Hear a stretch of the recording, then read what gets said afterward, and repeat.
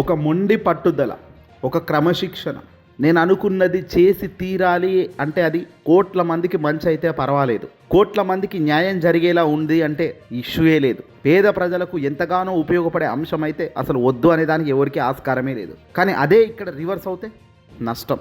ఆంధ్రప్రదేశ్లో గడిచిన కొద్ది కాలంలో కూటమి అధికారంలోకి రాగలిగింది. జగన్మోహన్ రెడ్డి గారిని అధికారంలోకి నెట్టేసి సింగిల్గా జగన్ను గెలవకుండా చేసి వీళ్ళంతా జతగట్టి ముగ్గురుగా ఏర్పడి కూటమిగా ఏర్పడి గెలిచారు. సరే, ఇంతగా ముగ్గురు కలిసి ఏర్పడి గెలిచిన ప్రభుత్వం ఎంతో మంచి చేస్తుంది కదా అని అందరూ అనుకున్నారు. ప్రజలకు అసలు ఇబ్బందే లేదు కదా, ఇక ప్రజల బతుకులు మారేశాయి అనుకుంటున్నారు. కానీ ఇక్కడే వచ్చింది అడ్డంకి. హైదరాబాద్ను హైటెక్ సిటీతో అభివృద్ధి చేసింది నేనే, ఇప్పుడు అమరావతిని క్వాంటమ్ వ్యాలీతో అభివృద్ధి చేస్తానంటూ చంద్రబాబు నాయుడు గారు కొత్త రాగం అందుకున్నారు. వాజ్పేయి శత జయంతి సందర్భంగా గుంటూరు జిల్లా వెంకటపాలెంలో ఏర్పాటు చేసిన వాజ్పేయి 14 అడుగుల విగ్రహం ఆవిష్కరించిన నాడు ముఖ్యమంత్రిగా చంద్రబాబు నాయుడు గారు మాట్లాడుతూ రాష్ట్ర అభివృద్ధికి ప్రధాని మోదీ పూర్తిగా సహకరిస్తున్నారన్నారు. మరి దేశ ప్రధాని నరేంద్ర మోదీ గారు పూర్తిగా ఆంధ్రప్రదేశ్ రాష్ట్రానికి సహకరిస్తున్నప్పుడు ప్రైవేటీకరణ అనే అంశాల జోలికి పోవాల్సిన పనేమీ అనేదే ఇప్పుడు మొదట ప్రశ్న. పీపీపీ విధానం అనేది ఎందుకు తీసుకొస్తున్నారు అనేదే వైఎస్ఆర్సీపీకి బలంగా ప్రశ్నిస్తున్న అంశం. విశాఖ స్టీల్ ప్లాంట్ను ప్రైవేట్ చేతిలో పెట్టాలి అని అడుగులు ఎందుకు ముందుకేస్తున్నారు అన్నదే ప్రశ్న. 240 కోట్లతో విశాఖపట్నంలో ఒక బిల్డింగ్ను కడితే ఆ బిల్డింగ్ను ఏం చేయాలో తెలియని పరిస్థితిలో ఉంది అని చెప్పి నిందలు వేసినవి మీరే. అదే బిల్డింగ్ పక్కన మరో 2-3 కన్స్ట్రక్షన్ చేసేందుకు గ్రీన్ సిగ్నల్ ఇస్తుంటే నిజంగా మీరు న్యాయంగా ధర్మంగా ప్రజల వైపుకు అడుగులు వేస్తున్నారా, లేదంటే ప్రతిపక్షాలను ఇబ్బంది పెట్టడంలోనే మీ ప్రయత్నం ఉందా అన్నది స్పష్టంగా కనబడుతుంది. ఇక్కడ దేశ ప్రధాని నరేంద్ర మోదీ సహకారం ఆంధ్రప్రదేశ్ రాష్ట్రానికి పూర్తిగా ఉన్నప్పటికీ పీపీపీ విధానంలో దేశం అభివృద్ధి చెందుతుందని మాత్రం చంద్రబాబు బలంగా నమ్ముతున్నారు. పీపీపీ ద్వారా సంపద సృష్టిస్తుంటే ఏమీ తెలియని కొందరు నాయకులు ఏదేదో మాట్లాడుతున్నారంటూ ఇండైరెక్ట్గా ఆంధ్రప్రదేశ్ మాజీ ముఖ్యమంత్రి జగన్మోహన్ రెడ్డి గారిని విమర్శిస్తున్నారు చంద్రబాబు నాయుడు గారు. ప్రైవేట్ చేతిలో మెడికల్ కాలేజీలను పెట్టడం అన్నది నిజంగా కరెక్టా తప్ప? జగన్ ఏమన్నాడో అందరికీ తెలుసు, పక్కన పెట్టండి. చంద్రబాబు ఏం చెప్తున్నాడో మనకు తెలుసు. ఇక్కడ జగన్ చంద్రబాబు కాకుండా senior IAS officer PV Ramesh ఇటీవల చేసిన కొన్ని వ్యాఖ్యలు ఈ పీపీపీ అనేది ఏమిటి అనేది క్లియర్ కట్గా ఆయన విశ్లేషించారు. ఇక్కడ ఆయన విశ్లేషణ చూసిన ఏ ఒక్కరైనా నిజంగా జగన్మోహన్ రెడ్డి గారి వైపు నిలబడాల్సిన పరిస్థితి ఏర్పడుతుంది. ఆంధ్రప్రదేశ్లో మాజీ ముఖ్యమంత్రిగా ఉన్న జగన్మోహన్ రెడ్డి గారు చెబుతున్నది ఇదే కదా అని బలంగా అనిపిస్తున్న అంశం. రాజకీయాలకు ఎలాంటి సంబంధం లేని వ్యక్తులు, న్యూట్రల్గా ఉన్న వ్యక్తులు కూడా ఇప్పుడు అసలు పీపీపీ అంటే ఏమిటి, ఇది ఎందుకు చంద్రబాబు నాయుడు గారు ఈ డిసిషన్ తీసుకుంటున్నారు, దీనివల్ల అసలు ఎవరికి లాభం అల్టిమేట్గా at the end of the day అని చూస్తే కనుక ఇక్కడ సినిమా వేరే ఉంది అన్నదే అర్థమవుతుంది. ఇప్పుడు ఈ senior IAS officer PV Ramesh garu చెబుతున్నది చూస్తుంటే నిజంగా ఆశ్చర్యం కలుగుతుంది. PPP is nothing but a privatisation అంటున్నారు ఆయన.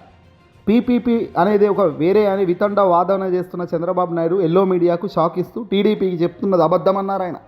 PPP is nothing but a privatisation, public అసెట్స్ని ప్రైవేట్ చేతిలో పెట్టడమే ఈ పీపీపీ విధానం అని కుండబద్దలు కొట్టేశారు ఐఏఎస్ ఆఫీసర్. ఆంధ్రప్రదేశ్ మాజీ ముఖ్యమంత్రి జగన్మోహన్ రెడ్డి గారు చెప్తున్నది ఇదే, అందరికీ తెలుసు మనకు వాస్తవం ఏంటి అనేది. కానీ రాజకీయాలకు ఎలాంటి సంబంధం లేని వ్యక్తి చెప్తున్నప్పుడు దానికి వెయిటేజ్, దానికి వాల్యూ ఇంకా బాగా ఉంటుంది కదా. వైసీపీ పార్టీ వాళ్ళు చంద్రబాబు ఏది చేసినా తిరుగుతారులే అనుకోవచ్చు, టీడీపీ ఏది చేసినా వైసీపీ వాళ్ళు వ్యతిరేకిస్తారులే అనుకోవచ్చు.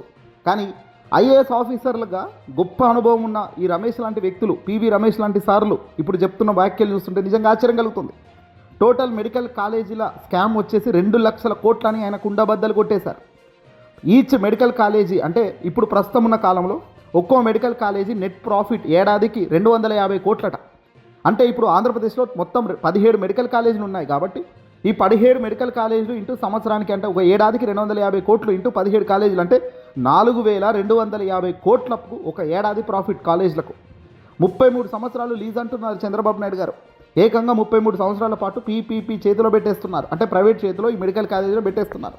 అంటే దాని అర్థం 4250 కోట్లు నెట్ ప్రాఫిట్ ఇంటూ 33 సంవత్సరాలు వేసుకుంటే 1,40,250 కోట్లు. ఇది చాలా మ్యాక్సిమం కాదు, ఇది మినిమంది. ఇది చాలా మినిమంలో మినిమం 1,40,000 కోట్లు ప్రైవేట్ చేతిలోకి వెళ్ళిపోతుంది ఈ కేవలం 17 మెడికల్ కాలేజీల ప్రాపర్టీకి సంబంధించిన అంశాలు. దాదాపుకి 17 మెడికల్ కాలేజీలకు సంబంధించిన భూముల విలువే ఏకంగా 70,000-80,000 కోట్లు ఉంటుందంట. అంటే దాదాపు 1,00,000 కోట్లు ఆవిరైపోయే కార్యక్రమాలు చేస్తున్న వ్యక్తి 40 ఏళ్ల చరిత్ర అని చెప్తూ తాను చేసేదే కరెక్ట్ అంటాం. ఇంతవరకు ధర్మం. ఇది ప్రైవేట్ చేతులకు వెళ్ళినాక ప్రైవేట్ చేతులు ఈ రోజున్న ఫీజులు, ఈ రోజున్న నెట్ ప్రాఫిటే వచ్చే 10 ఏళ్ళకు ఉంటాయా? ఖచ్చితంగా 10 టైమ్స్ పెరుగుతాయి. అంటే ఈ 1,40,250 కోట్లు అనేది చాలా చీప్ అన్నట్టు. ఏ విధంగా 2 లక్షల కోట్లో 3 లక్షల కోట్లో పోతుంది ఓ 33 సంవత్సరాలు అంటే దాదాపుగా. అంటే ఒక 17 మెడికల్ కాలేజీల్లో దాదాపుగా జగన్మోహన్ రెడ్డి గారు 5 పూర్తి చేశారు. ఇంకొక 2-3 ఏకంగా స్టార్ట్ చేశారు తన అధికారం దిగిపోయే నాటికి. ఇప్పుడు చంద్రబాబు అదే స్పీడ్లో కనుక మెడికల్ కాలేజీలను పూర్తి చేస్తే కనుక 17 మెడికల్ కాలేజీలను పూర్తి చేసి ప్రభుత్వం దాన్ని నడిపితే రాబోయే రోజుల్లో ప్రభుత్వానికి 2-3 లక్షల కోట్లు అసెట్ రూపొందించినట్టు అవుతుంది కదా. 2-3 లక్షల కోట్లు ఇలా పెంచుకున్నట్టు అవుతుంది కదా, లక్షల కోట్లు. కానీ ఇదే ప్రైవేట్ చేతిలో పెడితే ప్రభుత్వం ఇదే అప్పులు కట్టుకుంటూ అప్పుల పాలవుతూ గుగ్గుల పాలవుతూ ముందుకు వెళ్ళడం ధర్మమేనా? Senior IAS officer PV Ramesh garu ఇదే చెప్పుకొచ్చారు. ఆయన మాటల్లో కూడా ఒకసారి వినే ప్రయత్నం చేద్దాం ఆయన ఏం చెప్పారనేది. ప్రైవేటీకరణ వేరు అనే ఒక వితండవాదం తీసుకొచ్చారు. పీపీపీ అనే దాంట్లో పార్ట్నర్షిప్ ఏమీ లేదు. ఇది ప్రభుత్వం ఇచ్చే ఒక పేరు మాత్రమే. PPP is nothing but privatisation. It's a privatisation of the public assets. Public అసెట్స్ని ప్రైవేట్ సెక్టర్కి ఇవ్వడం ద్వారా వారికి 33 సంవత్సరాల పాటు హాస్పిటల్ మీది, రిసోర్సెస్ మీవి, లాభం మీది. యావరేజ్ మెడికల్ కాలేజెస్ ఇప్పుడు నెట్ ప్రాఫిట్ సంవత్సరానికి 180 నుంచి 250 కోట్లు. This is the net profit of A medical college which is running reasonably, private medical college. Now ఇది బంధుమిత్రులకి పంచిపెట్టడం, ఈ 280-250 కోట్లు ఆదాయం వారికి వచ్చే విధంగా చూడడం చాలా తేలికైన విషయం. ఒకటేమిటంటే డబ్బు సమస్య కాదు. 20 సంవత్సరాలు ఏమిటండి? Why should it take 20 years?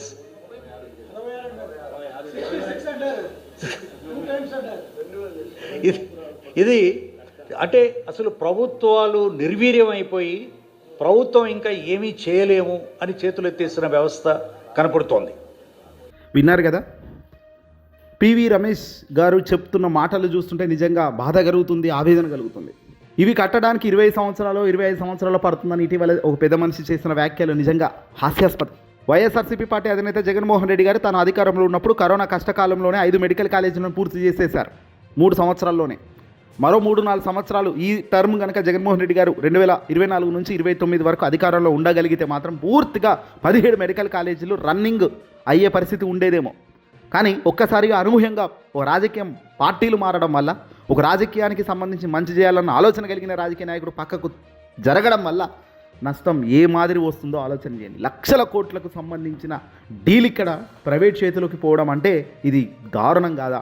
అందుకే కదా జగన్మోహన్ రెడ్డి గారు ఏకంగా 17 మెడికల్ కాలేజీలను ప్రైవేట్ చేతిలోకి పోకూడదు అంటూ కోటి సంతకాల సేకరణ ప్రజాదరణ పెట్టి ప్రజల వద్దకు సమస్యను తీసుకెళ్లి ప్రజల చేత ఒప్పించుకొని ఏకంగా 1 కోటి మంది దీన్ని తిరస్కరిస్తున్న విషయాన్ని గుర్తు చేస్తూ ఆ 1 కోటి మంది సంతకాలను ఏకంగా తీసుకెళ్లి గవర్నర్ దగ్గర పెట్టడం ఇది దేశంలో ఏ ఇతర రాజకీయ నాయకుడు చేయలేని పని. ప్రతిపక్షమే కాదు, అధికారమే కాదు, అసలు రాజకీయాల్లో 1 కోటి మంది సంతకాలు సేకరించి సక్సెస్ఫుల్గా సేకరించి జెన్యూన్గా సేకరించి ఆ సేకరించిన డేటాను గవర్నర్ వద్దకు చేర్చడం అంటే ఇంతకు మించి ఏ రాజకీయ నాయకుడు అడుగులు ముందుకు వేయలేరు అనేది క్లియర్గా తెలుస్తుంది. ఏదేమైనప్పటికీ కూడా జరగాల్సిన నష్టాలను భారీగా జరుపుతూ పోయి రేపొద్దున అధికారం మారినా, అధికారం మంచి వాళ్ళ చేతిలోకి రేపొద్దున వచ్చినా మంచి చేసే పని, మంచి చేసే కార్యక్రమం లేకుండా చంద్రబాబు చేస్తున్న ఈ చర్యలు నిజంగా ధర్మం కాదు అనేదే ఇక్కడ ఐఏఎస్ పివి రమేష్ గారు చెప్తున్న మాట, చాలామంది నిపుణులు పెద్దలు కూడా చెప్తున్న మాట. ఏదేమైనా ఇప్పటికైనా సరే బాబు గారు నిర్ణయం వెనక్కు తీసుకోండి. ఒక అడుగు వెనక్కి వేయడం వల్ల ఇబ్బంది ఏం పడాల్సిన పనిలే. ఒక అడుగు వెనక్కి వేస్తే అది కోట్ల మందికి మంచి జరగడానికి మాత్రమే అన్నది మాత్రం ఖచ్చితంగా గుర్తు చేసుకొని ఈ అడుగు వెనక్కి తీసుకుంటే బాగుండేది అనేది చాలామంది వైసీపీ వాళ్ళు కోరుకుంటున్నారు.